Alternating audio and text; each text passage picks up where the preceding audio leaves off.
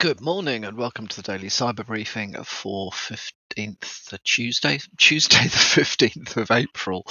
I'm Stephen Ridgway, or at least I think I am. There is a vulnerability in Apache Roller that allows attackers to bypass access controls. Reasonably newly discovered vulnerability tracked as CVE 2025-24859. The announcement was released last Saturday. It affects all versions of Apache Roller from 1.0 up to and including 6.1.4. So the mitigation is to upgrade to 6.1.5. Basically Apache Roller is a blogging platform commonly used, although I haven't used it personally, so no personal experience of this, but I believe it's a blogging component of the Apache sort of suite of tools. All versions prior to 6.1.5 appear to be vulnerable. So the vulnerability unfortunately allows attackers to gain access using old session cookies. So even if you do things like change passwords and generally the usual things that you would expect to do after a breach or of some sort, that wouldn't necessarily, in fact it doesn't in this case, prevent attackers from regaining access to your device.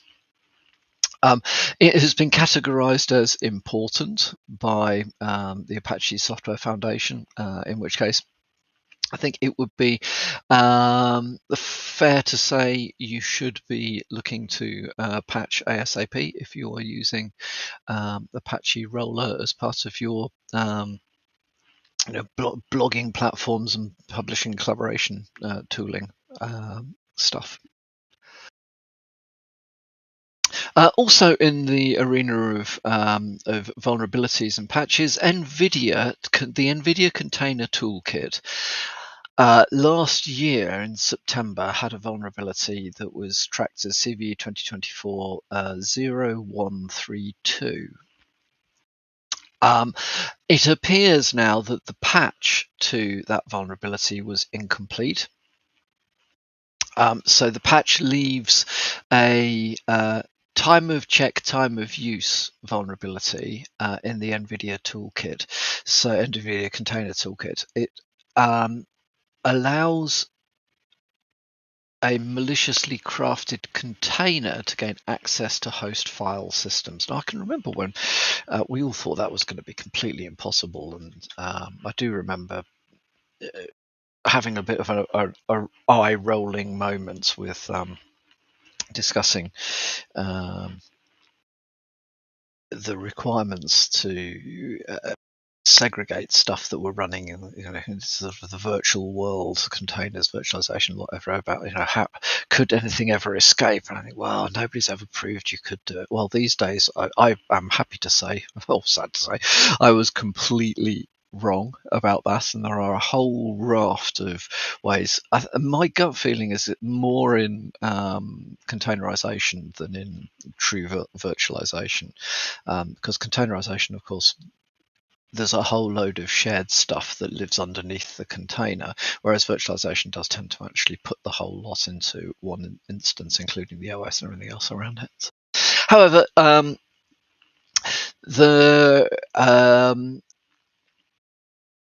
in addition to that particular vulnerability, there is a vulnerability in Docker on Linux systems that can lead to a denial of service. So the two combined can be fairly serious. I would recommend, if you're using the NVIDIA Container Toolkit and/or especially if you're using it with Docker, have a read of this article and look to be applying patches and workarounds appropriately, or at the very least risk assess this and see what you need to be doing.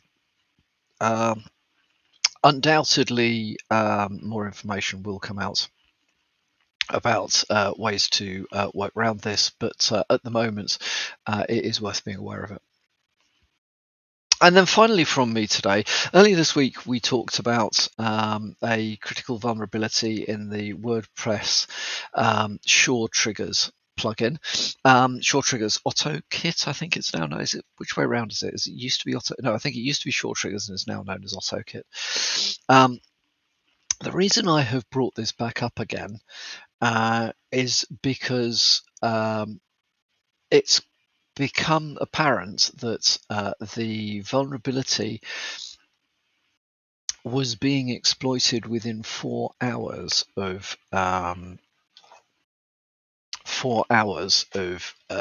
becoming known, or the publication of information about the vulnerability itself. Now, that's remarkably fast, but it's not unique. So the concept of having time to run upgrades through various, dev test prod, dev test pre-prod, prod, whatever, over a period of weeks, and ending up being 2 to 4 weeks behind with the patches, it just doesn't make sense anymore. Now, there is a problem with WordPress as an underlying platform in this sense. Having spoken to WordPress developers of sites on WordPress and people who are responsible for hosting sites on WordPress, not the end users, but the people who come look after the WordPressy bit and the infrastructure behind it. There is there is substantial reluctance to keep WordPress up to date, especially WordPress core, it appears, because the feeling is the plugins are not tested and updating breaks things. I think that's probably true. I can see where they're coming from, but I think that